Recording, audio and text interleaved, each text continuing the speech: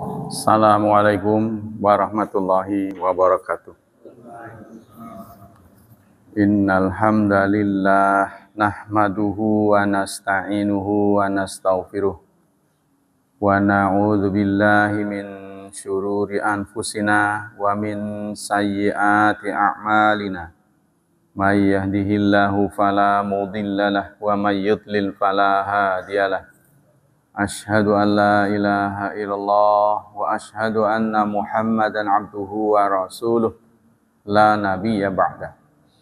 Allahumma salli wa sallim ala nabiyyina Muhammad sallallahu alaihi wasallam wa ala alihi wa sahbihi wa man sara ala nahjihi ila yaumiddin. Amma ba'd. Ayo ikhwah, kajian tafsir pagi ini adalah surat Al-An'am ayat 4. Surat 6 ayat 4. A'udzu billahi minasy syaithanir rajim. Wa ma ta'tihim min ayatin min ayati rabbihim illa kanu anha mu'ridin. Dan tidaklah datang kepada mereka min ayatin, dari satu ayat, min ayati rabbihim, dari ayat-ayat Tuhan mereka, illa, melainkan, kanu, mereka, anha, dari ayat-ayat tadi, mu'ridin, berpaling. I'rabnya wa ma ta'tihim ma nafiyatun. Ma itu nafi, artinya tidak. Min ayatin, min zaidatun i'raban. Min di i'rabnya zaidah, tambahan, ya. Jadi ayat itu menjadi fa'il dari ta'tihim. Tapi walaisat zaidatan maknan, tapi dari sisi makna bukan zaidah, karena tidak mungkin Allah menurunkan ayat dengan percuma. Ini dari sisi i'rab. Ya. Dan kita tahu Quran datang duluan daripada nahu. Ya. Jadi penelitian terhadap ilmu nahu dan saraf itu datang setelah Quran turun. Jadi mereka yang harus ikut Quran, bukan Quran yang ikut mereka. Karena Quran adalah kalam ilahi. Sementara nahu dan saraf itu adalah hasil budaya, penelitian manusia. Wahwa, apa, dari sisi maknanya taukidun nafyi, mengukuhkan. Jadi bukan tambahan tapi mengukuhkan. Fa innaha tuhawwilun nafya alladhi yahtamilu umum wal khusus ila kaunihi lil umum. Karena ma yang ada di ma ta'tihim itu mengalihkan, ya, nafi, ya, penegasian yang berarti umum dan khusus menjadi umum. Tadinya umum dan khusus, kemudian menjadi umum. Fahiya tuhawilu jumlatal manfiyah ila nassin fil umum. Mithlu la nafiyati lil jinsi, seperti la lil jinsi. Ya, seperti la ilaha illallah, tidak ada Tuhan kecuali Allah. Lainnya itu menyeluruh. Fa innaha nassun fil umum, maka merupakan nas dalam keumuman.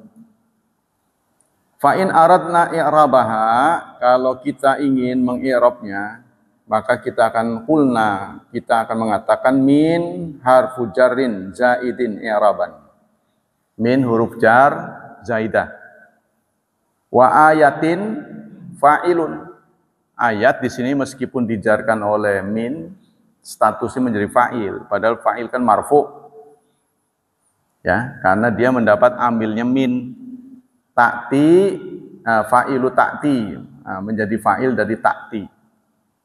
Marfu'un bidhammatin muqaddaratin ala akhirih mana amin zuhuriha istighalul mahal biharkatil harfi zaid.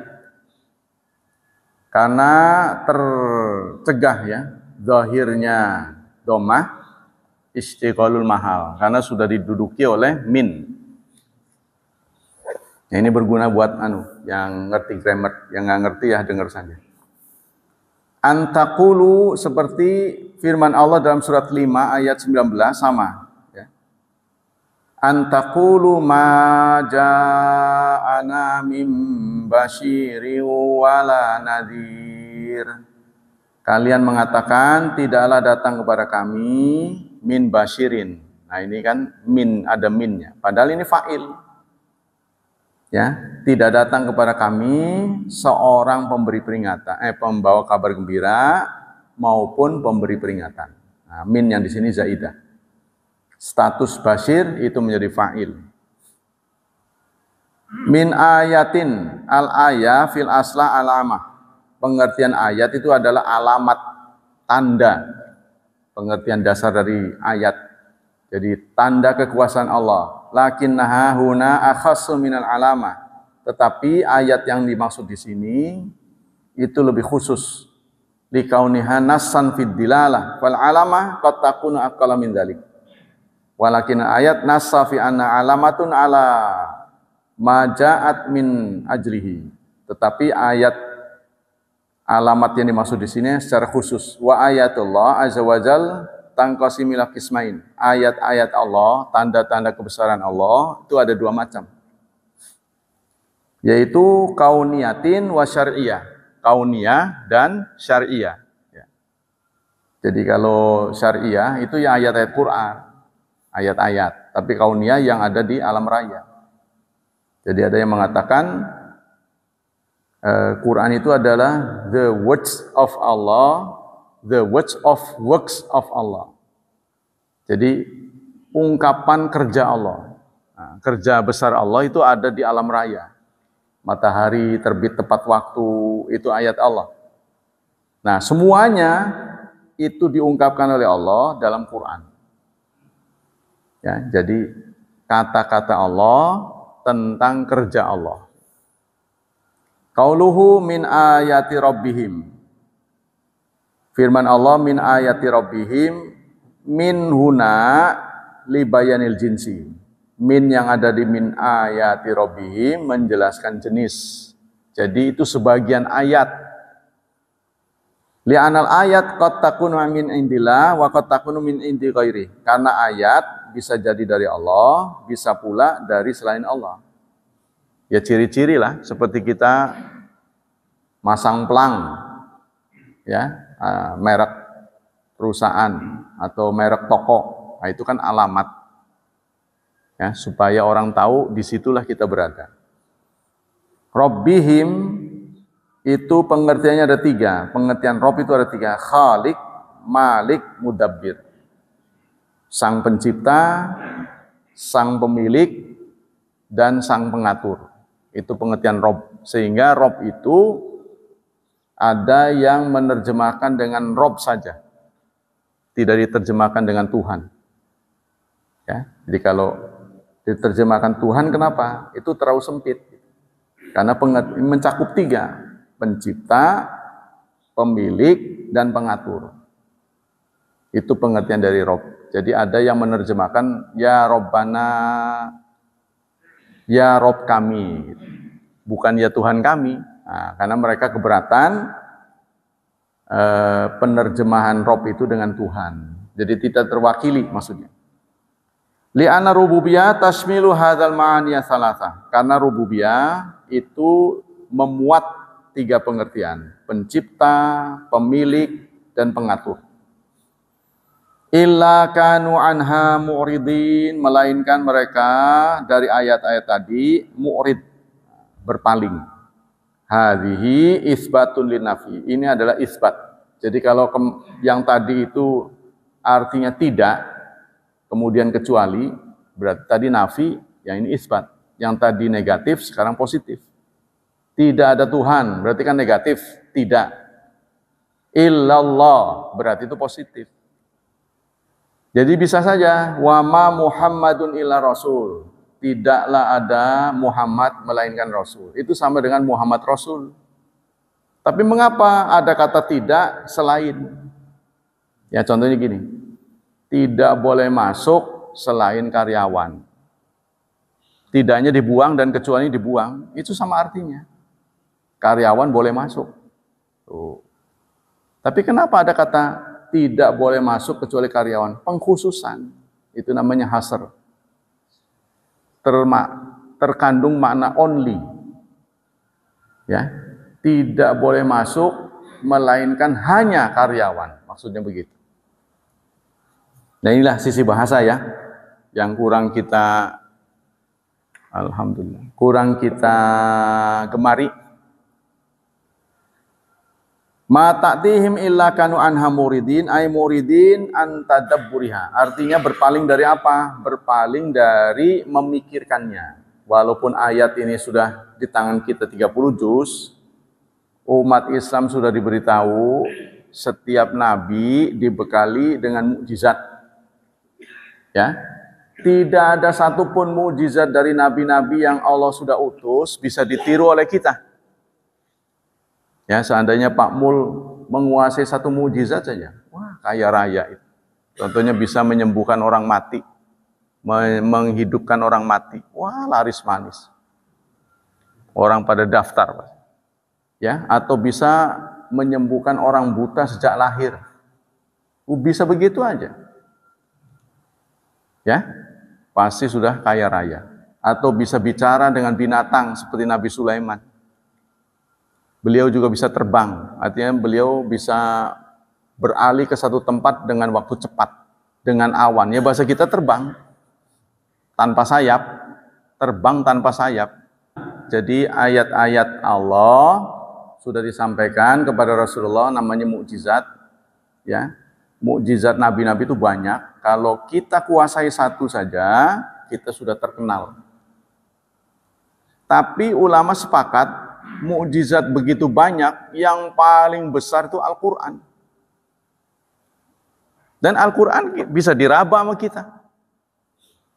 Ya, bisa diraba, bisa dipelajari, bisa dieksekusi.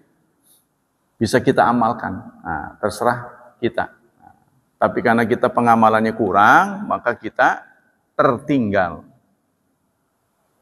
Kalau ada 5 agama di dunia ini, maka kita termasuk satu yang paling makmur itu yang beragama Kristen Protestan. Dialah orang Eropa. Yang kedua Kristen Katolik. Katolik. Orang Katolik berkeberatan dinamai dengan Kristen. Katolik saja. Katolik Vatikan. Nah, itu yang orang Itali, ya. Nah, terus yang lain-lain. Yang ketiga adalah orang Hindu, orang India, meskipun dia menyembah berhala. Tapi dari sisi lain dia maju. Ekonominya lebih baik. Yang keempat yang beragama Buddha. Yang kelima baru kita. Setelah kita orang Afrika yang nggak punya pendidikan. Jadi malu gitu. Ya. Kenapa? Kenapa ini? Nah, kalau kita mengatakan bahwa umat Islam itu di dunia dalam kondisi di penjara, oh tidak begitu. Artinya di penjara itu memang nggak bisa bebas karena ada halal haram. Tapi bukan berarti ekonominya terpuruk. Sebab di zaman Rasulullah kan semuanya diberesin. Ya, kita lanjutkan. Ini seperti yang Allah firmankan, katanya dalam surat 10 ayat 96 sampai 97. Innalladzina haqqat alaihim kalimat innalladzina haqqat alaihim kalimatu rabbika la yu'minun walau ja'at kullu ayatin hatta yarawul adzabal alim. Sesungguhnya orang yang dipastikan kalimat Tuhanmu, mereka tidak akan beriman. Kalau Allah sudah menentukan suatu kaum itu tidak akan beriman, ya, maka sampai matinya dia tidak beriman. Lanjut Allah, andaikan datang kepada mereka semua ayat sekalipun, mereka tidak akan beriman hatta yarawul adzabal alim, sebelum mereka melihat siksa. Seperti yang dialami oleh Fir'aun. Nah, setelah beliau menjelang tenggelam, baru beliau bersyahadat. Kata Fir'aun, amantu billadzi la ilaha illalladzi amanat bihi banu Israil wa ana minal muslimin. Beliau mengaku muslim, mengaku mukmin. Tapi semua pengakuan itu ditolak oleh Allah. Al-an, baru sekarang,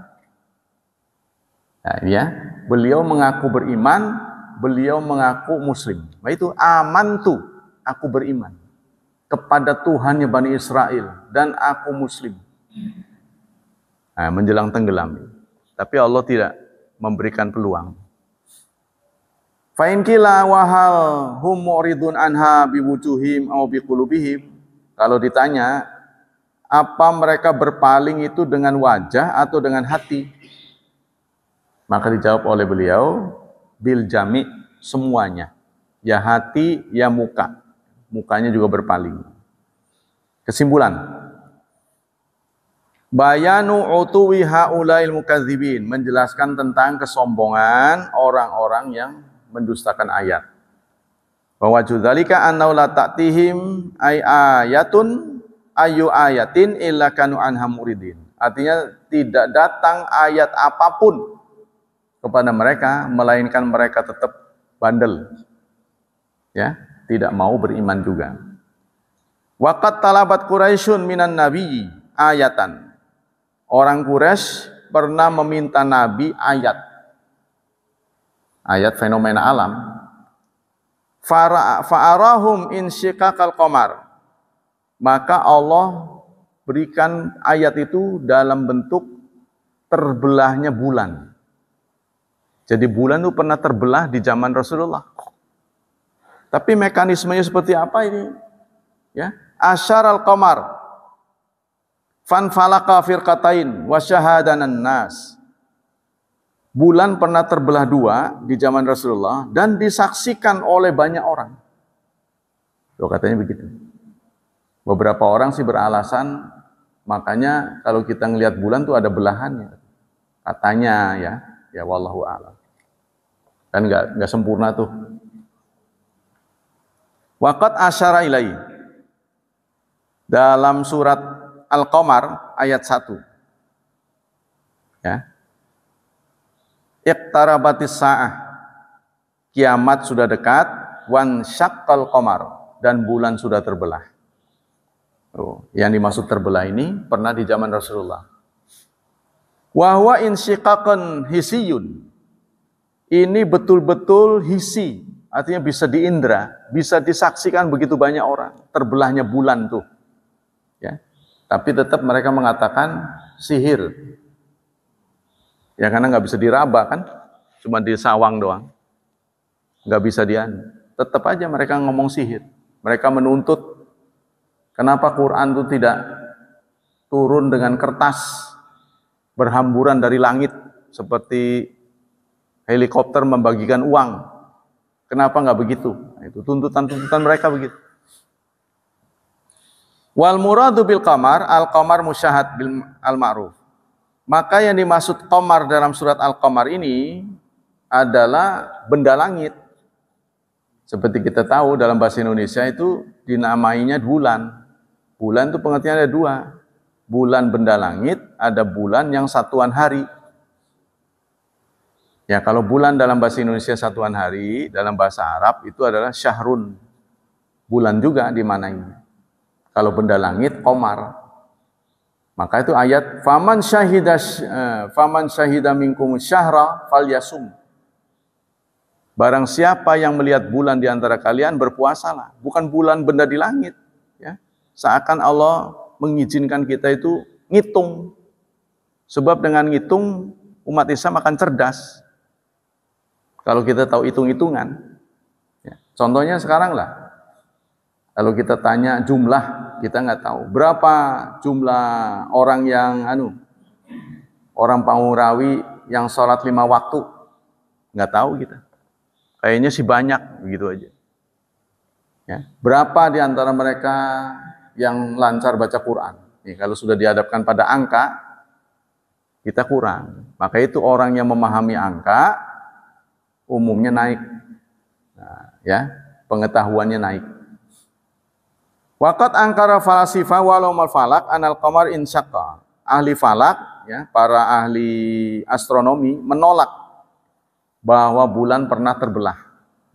Wa qalu la yumkin. Mereka mengatakan tidak mungkin.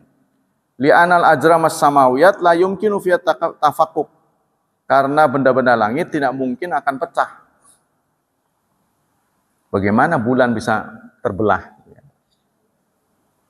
Ya ini kalau nggak nyaksiin ini susah ya. Meskipun nyaksiin sekalipun ya tetap nggak percaya. Fahal naqbalu qaulahu ma naradul ahadits sahihah al-masyhurah mustafidah aw narudda qaulahu. Sekarang jawabannya ada pada kita. Mau percaya ahli astronomi atau percaya pada Rasulullah. Nah, itu ya karena Rasulullah menjelaskan betul-betul terbelah. Naqulu al-wajib ala mu'min ayyarudda kulla qaulin yukhaliful kitab was sunnah. Wajib kepada seorang mukmin untuk menolak setiap ucapan yang berselisih dengan kitabullah dan sunnatul rasul. Mahmakana, apapun, siapapun pembicaranya. Kaifa naqul ya sahil anna taqaya ajama samawiyah walladzi yaghayyira huwallah. Bagaimana mungkin kita mengatakan benda-benda langit tidak akan berubah? Bukankah yang merubah Allah? Nah, hal yang sama pernah dialami oleh Nabi Sulaiman. Rabbi arini kaifa tuhyil mauta.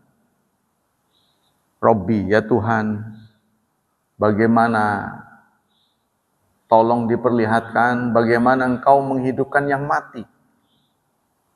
Ya, sebab kita sudah tulang belulang, sudah hancur menjadi tanah, terus nanti akan dihidupkan. Ini Nabi Ibrahim nggak mudeng. Lalu Allah bertanya, afalam tu'min? Kamu nggak percaya? Qalu bala. Percaya. Walakin lihat ma'inna qalbi. Namun nuraniku ini nggak mau tenang. Nggak masuk akal itu. Ya. Maka Allah kemudian menyatakan fakhudh arba'atan minat thair.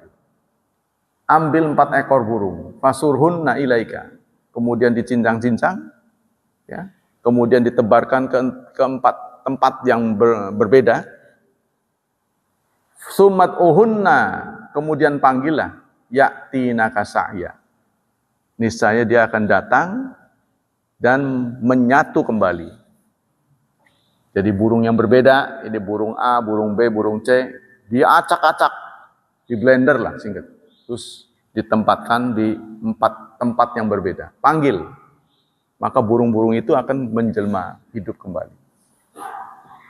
Nah itu pernah dihadapkan, dipertontonkan oleh Allah kepada Nabi Ibrahim. Nabi Musa lebih lagi. Ya. Dia minta bahkan memperlihatkan Allah, bukan memperlihatkan cara Nabi Ibrahim masih sopan, cara engkau menghidupkan yang mati. Kalau Nabi Musa lebih berani lagi. Rabbi arini arina Allah jahratan. Minta Allah menampakkan diri. Jangan suara aja. Ya. Lalu Allah menjawab lantarani. Kamu tidak mungkin bisa melihat aku. Tapi Allah tahu kalau nggak diturutin nggak pernah puas. Walakin inzur ilal jabal. Lihatlah gunung itu.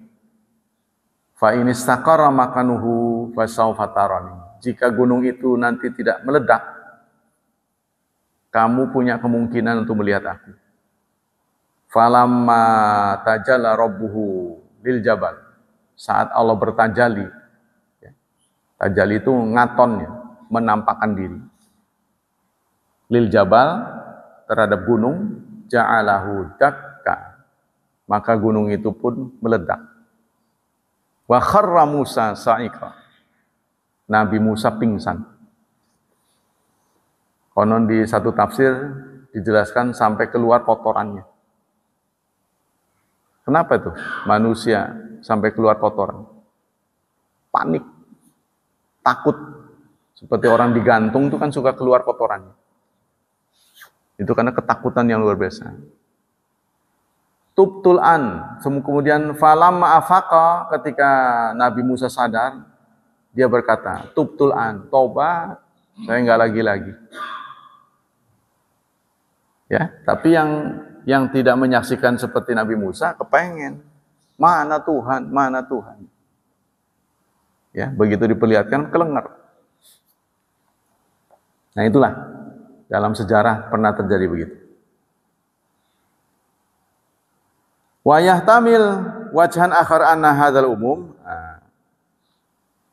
Ya juzu ayat khasisah, singkatnya gini. Tapi kenapa di zaman Rasulullah itu kok tidak ada hukuman?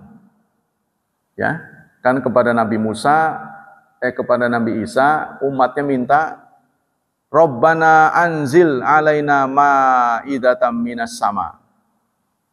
Mereka minta kepada Nabi Isa supaya diturunkan hidangan dari langit. Hidangan nih seperti ini, makanan penuh turun. Gitu. Ya, jadi kejadian yang fantastis. Nah, coba turunkan dari langit. Kan Nabi Isa mengatakan, fattaqullah, bertakwalah pada Allah. Kalau kamu minta janjinya itu akan beriman, nanti kalau sudah turun tidak beriman, maka azab akan turun. Tuh. Tapi kenapa di zaman Nabi Muhammad ini tidak turun azab? Nah, Rasulullah seperti yang pernah saya katakan kemarin itu, ya, turun ayat. Lalu Rasulullah meminta tiga permintaan Rasulullah yang diluluskan 2. 1, Rasulullah mohon kepada Allah supaya umat Islam jangan musnah dari permukaan bumi. Maksudnya habis sama sekali. Ya, maka terjadi dalam sejarah ketika timur digempur, barat banyak. Seperti sekarang nih, ya, di barat banyak yang masuk Islam. Barat digempur di zaman Spanyol, Indonesia mulai tumbuh orang Islam. Begitu terus sampai sekarang. Yang kedua, Rasulullah minta agar azab yang pernah diturunkan kepada umat terdahulu jangan diturunkan kepada umat Nabi Muhammad. Beri waktu mereka sampai dengan kematian. Ya, sebab umat terdahulu itu begitu minta lalu nggak dikabul, fa akhadhahumus sa'iqatu, maka langsung disambar petir. Nah, umat terdahulu begitu. Nah, Nabi minta jangan ada lagi seperti itu.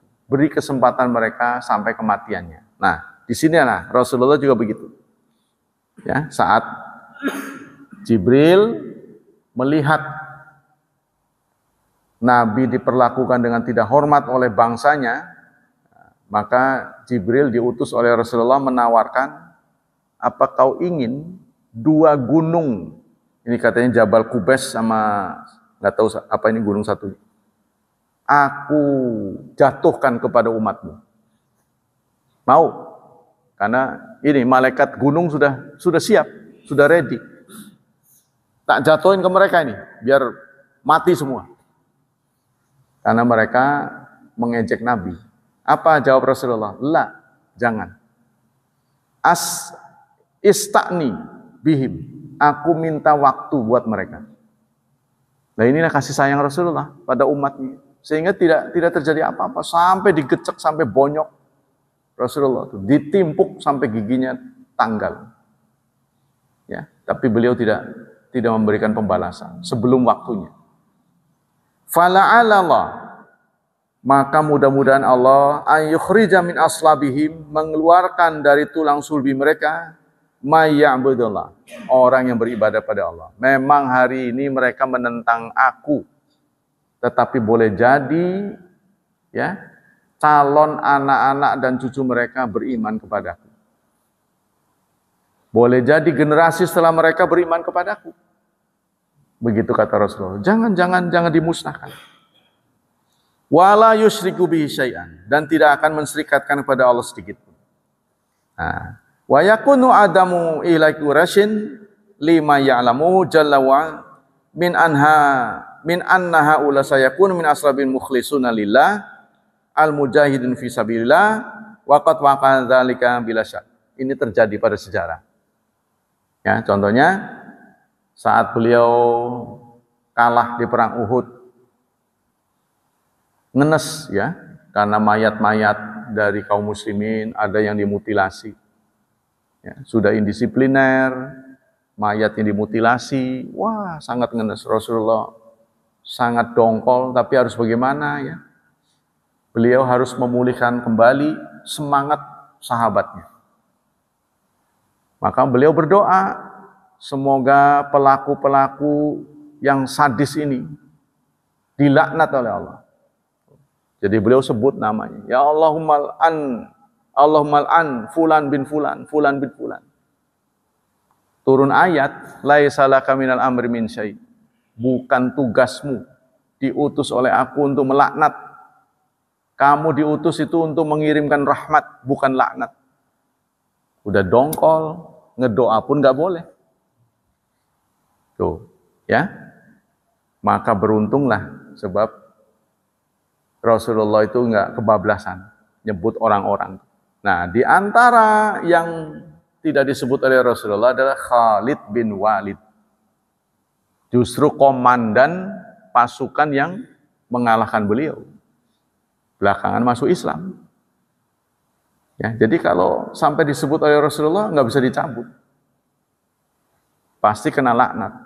Untuk Khalid bin Walid nggak disebut. Di kemudian hari beliau menyesal, beliau masuk Islam. Ya, dan Islamnya bagus. Setiap beliau memimpin pasukan selalu menang. Tapi menurut beliau nasibnya nggak beruntung. Karena beliau banyak mengantar para sahabat, teman-temannya syahid, beliau matinya sakit. Matinya sakit. Ketika dimandikan, di sekujur tubuhnya itu tidak ada sekilan, ya, dari sekujur tubuhnya. Pasti ada sabetan pedang. Khalid bin Walid, seorang jenderal ya. Nah, itulah pernah terjadi dalam sejarah Islam. Yang kedua, Allah Subhanahu wa taala hakimun rahim wa dzalika likaunihi ya'ti bil ayat li khalqi fa inna hadza min hikmatil wadhihah. Allah itu maha bijaksana dan maha penyayang. Yaitu Allah dengan penyayangnya apa? Dengan menurunkan ayat. Allah tahu kapabilitas makhluk yang diciptakannya.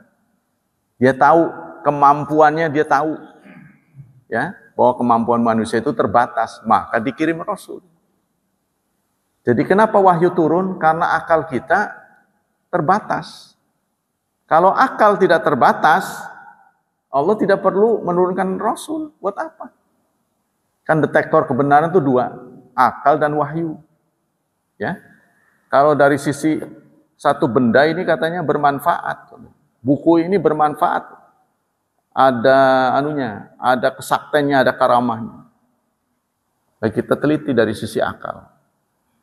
Contohnya kita pakai gelang, katanya gelang ini bisa bla bla bla gitu ya. Teliti dari sisi kedokteran. Ada nggak? Kalau nggak ada, jawabannya harus tanya pada wahyu. Ada nggak keterangannya? Ya, contohnya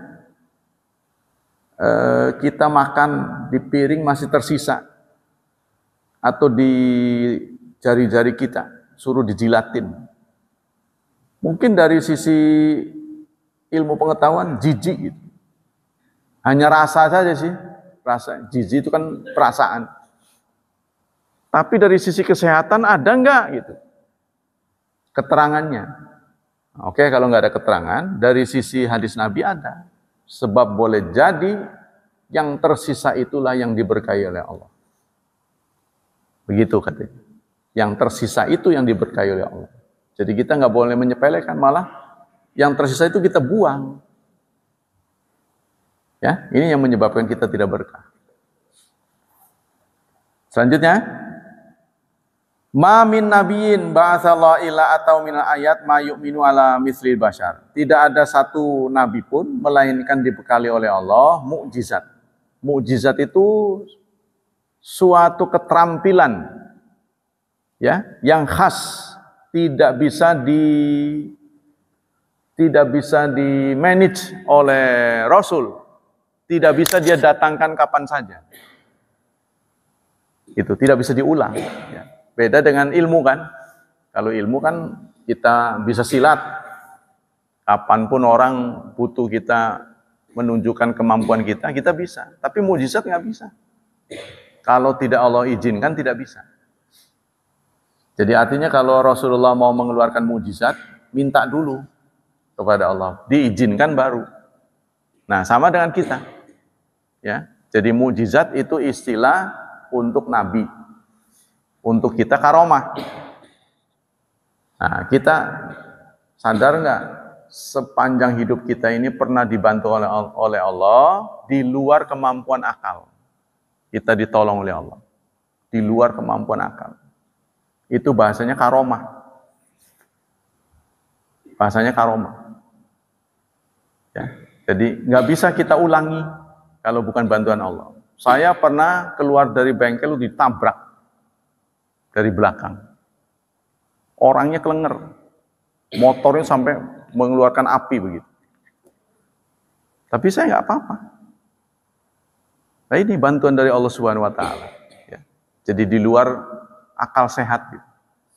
Nah, kalau itu pernah terjadi pada saudara, itu berarti bantuan Allah. Nah, ya, karomah. Tapi kalau kita mau nggak bisa kita ulangi. Berulang bisa, tapi bukan kemauan kita. Gitu.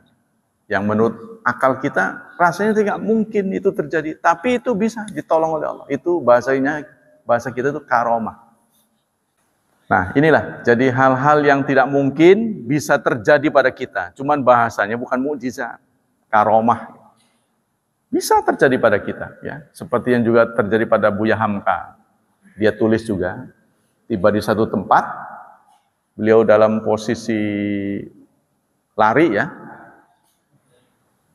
menyelamatkan diri. Tiba di satu tempat, beliau merencanakan sholat subuh di situ. Tiba-tiba ada suara, cepat pergi dari sini sebelum sholat subuh. Gak ada orang. Tapi beliau yakin ini suara dari Allah Subhanahu wa taala. Beliau pergi berapa kilometer dari tempat beliau pergi, terdengar berita tempat beliau itu dibom. Gitu, ya. Jadi ini banyak kasus-kasus lah. Yang ketiga, Itsbatu rububiyyatillahi ta'ala lil kufar, menetapkan ketuhanan bagi orang kafir. Artinya orang kafir pun percaya. Orang kafir pun percaya pada Tuhan. Bedanya apa dengan orang muslim? Orang muslim taat. Kalau mereka percaya tapi nggak taat. Contohnya iblis lah. Apakah kita berpikir bahwa iblis tidak percaya pada Tuhan? Wong dia sempat komunikasi malah. Ya kan? Robbi anzirni, ya Tuhan, jangan matikan aku, beri waktu aku sampai hari kiamat.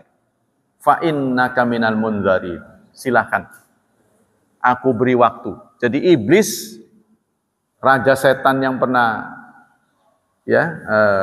disuruh sujud oleh Allah kepada Nabi Adam, itu tidak pernah mati.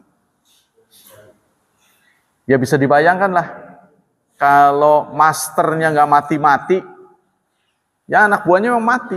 Udah pasti manda pinternya ilmunya. Ilmu dari sejak Nabi Adam. Kita kan generasi belakangan.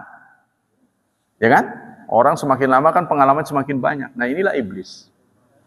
Sehingga kalau kita tidak berlindung kepada Allah, pasti kita kalah. Ya karena tadi suhunya luar biasa. Nah, jadi semua orang kafir pun percaya. Ya katakanlah beginilah gampangnya mah. Semua orang Indonesia itu berketuhanan. Bahkan berketuhanan yang Maha Esa. Tapi Anda berani mengatakan semua warga negara Indonesia adalah muslim? Nah, jawabannya tidak. Ya, meskipun dia berketuhanan yang Maha Esa, belum tentu muslim. Makanya mereka malu sendiri. Karena dalam prakteknya tidak berketuhanan yang Maha Esa, tolonglah diganti yang Maha Esanya. Kemarin sempat ada keinginan segelintir orang yang mengaku pemimpin negara mengganti sila pertama, ketuhanan yang berkebudayaan. Alhamdulillah umat Islam protes. Orang-orang yang bukan Islam diam aja, karena dia tahu orang Islam pasti protes. Tuh, alhamdulillah. Kalau kita mendengarkan pendapat sementara orang, udah digebukin jadi dia diam aja. Wah ya, urusannya berapa? Sempat diganti nanti. Kan begitu. Alhamdulillah ya. Yang keempat, khatarul i'rad anil ayat wa annahu yukhsha ala man arada min ayat alla yahtadilaha. Risiko orang yang berpaling. Nah, saudara, soal berpaling ini kalau kita cermat, saudara, sebenarnya banyak ahli tafsir yang berpaling dari ayat. Jadi ayatnya nyuruh begini, karena nggak mudeng, maka ditafsirkan sesuai dengan kemampuan akal dia. Nah, Syekh Utsaimin nggak mau. Mudeng nggak mudeng itu urusanmu. Itu. Nah, Allah menjelaskan kalau begini, walaupun kita nggak mudeng, kita harus terima. Gitu. Kalau orang lain, loh buat apa ayat Quran turun? Contohnya gitu, ya. Contohnya, saya pernah menyatakan hukum potong tangan bagi pencuri.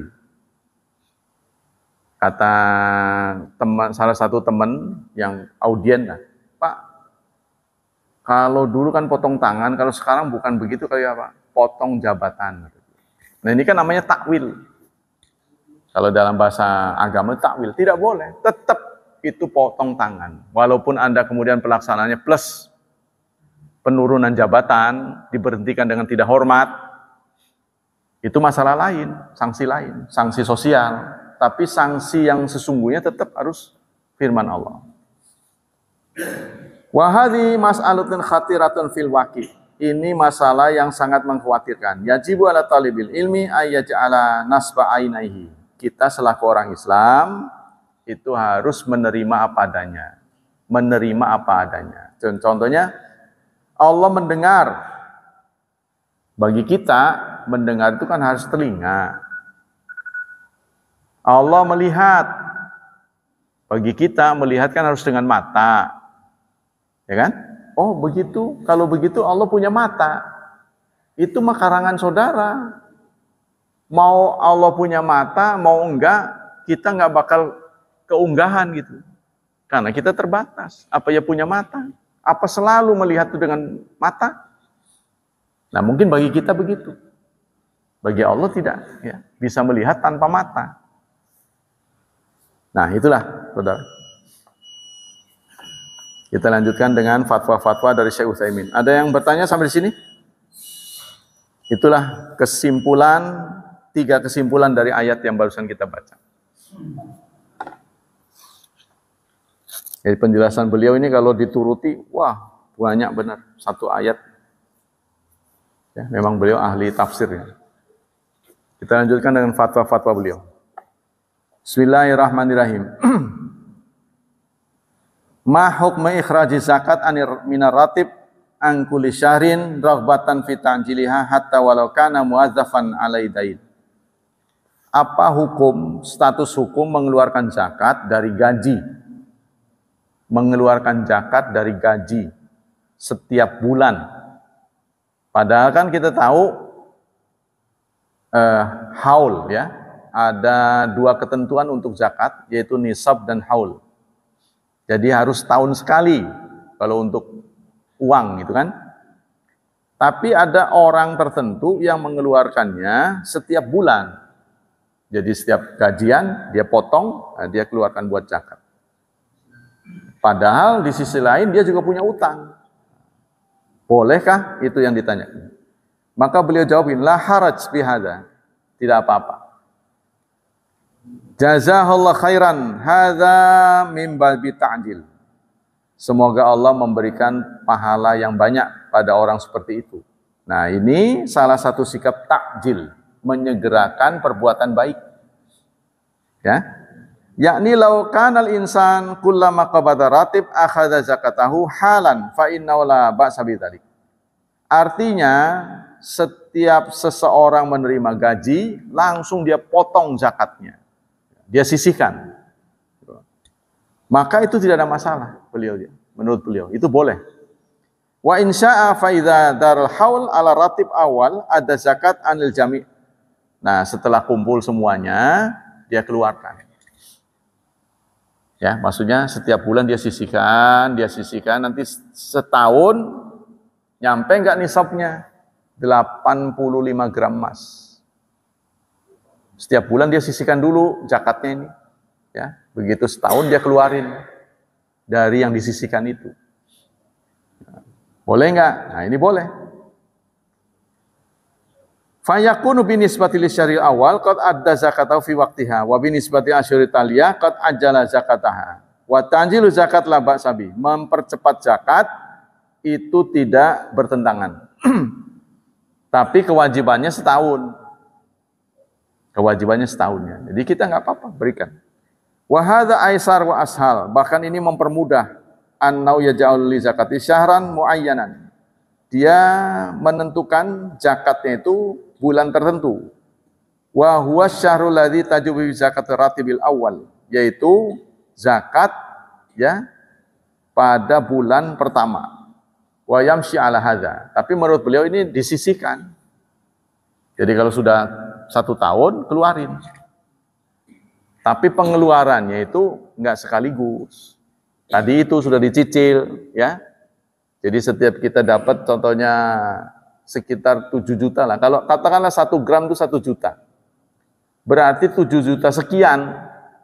Karena 85 dibagi 12 kan 7, ya. Kita dapat 7 juta setengah contohnya. Kita sisihkan 2,5%. Taruh dulu. Nanti begitu udah cukup setahun, memang yakin nggak turun-turun lagi, cukup setahun itu 85 gram emas, langsung kita keluarin. Plus tadi yang kita kumpulin. Ya, jadi itu jadi nggak berat. Wa yamshi ala hadza wa yakunu ma wajabat zakatu qad uddiyat zakatu fi waqtiha. Karena itu nanti pada waktunya kita nggak berat. Jadi lain hal kalau sekaligus, jadi nggak disimpan dulu, kan berat kan? Jadi maksudnya kewajiban zakat itu setahun sekali. Kalau kita mendapatkan penghasilan setara dengan 85 gram emas dalam setahun, maka kita harus mengeluarkan zakat 2,5%. Nah, tapi kita cara mengeluarkannya tadi setiap bulan dapat kita sisihkan. Nah, begitu setahun kita keluarkan. Nah, itu lebih ringan. Cuma kemudian ada orang bertanya, apakah itu dipotong dengan kebutuhan sehari-hari atau tidak?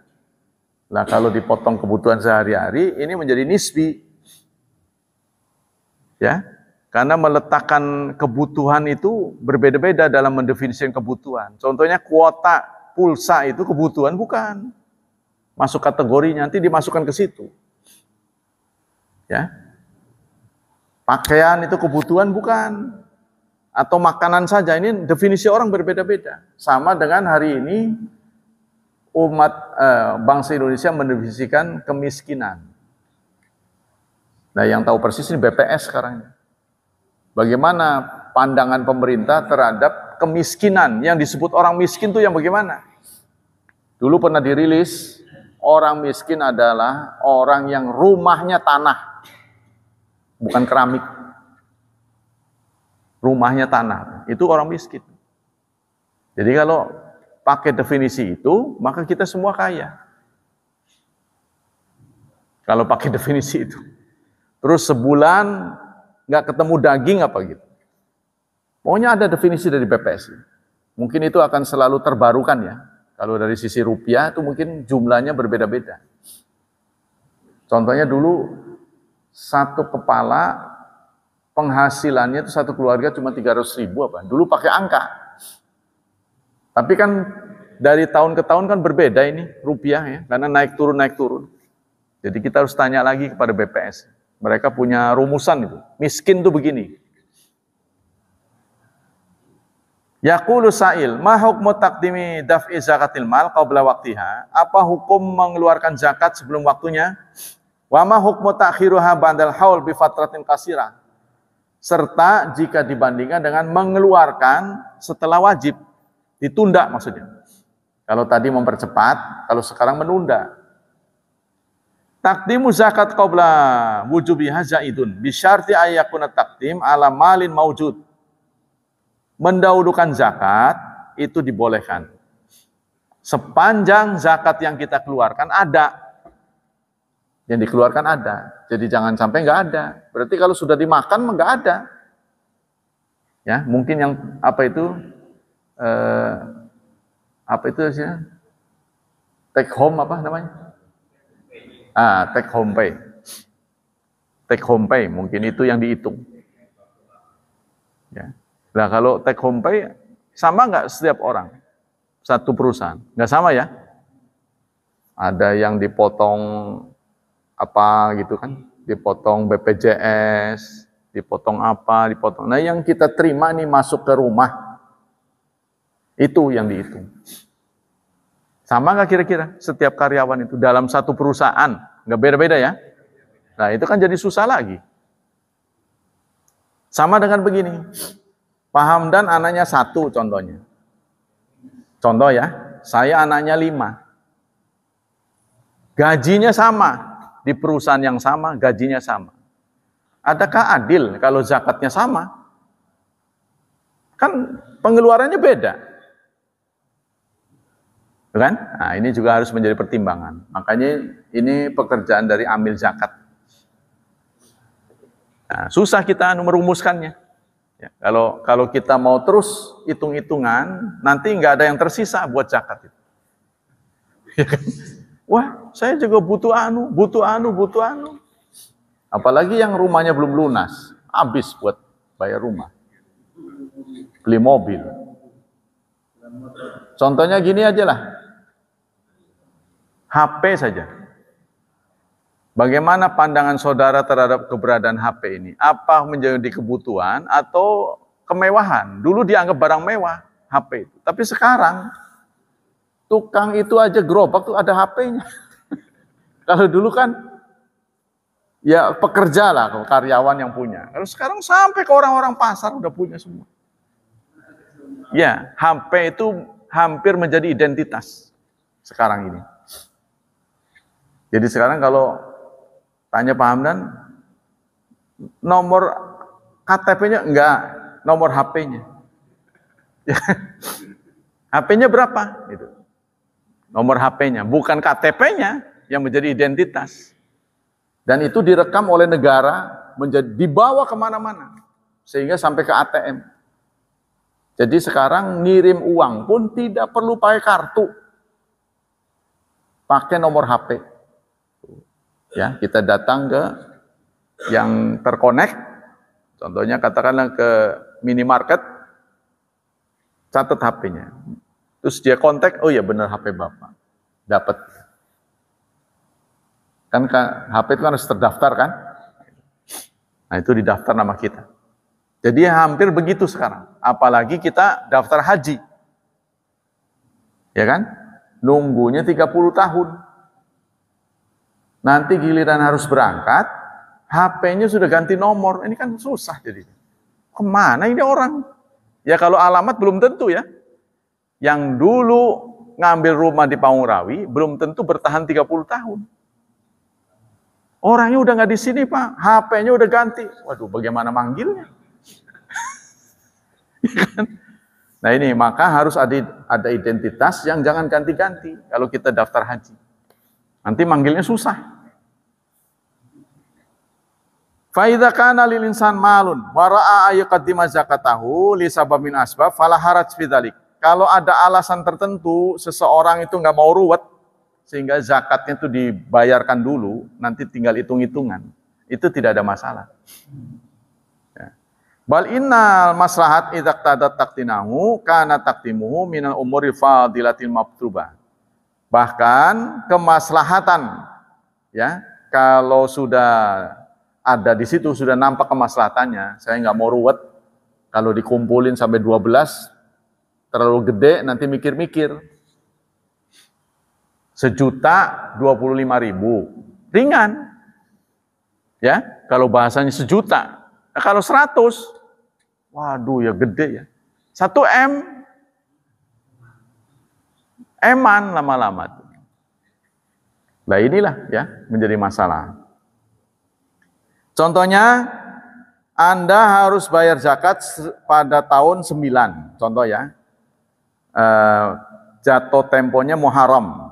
Kemudian zakat yang ke depan tahun 1410, karena kita sudah yakin pendapatannya itu memenuhi nisab, maka kita duluin. Ya, nggak apa-apa katanya.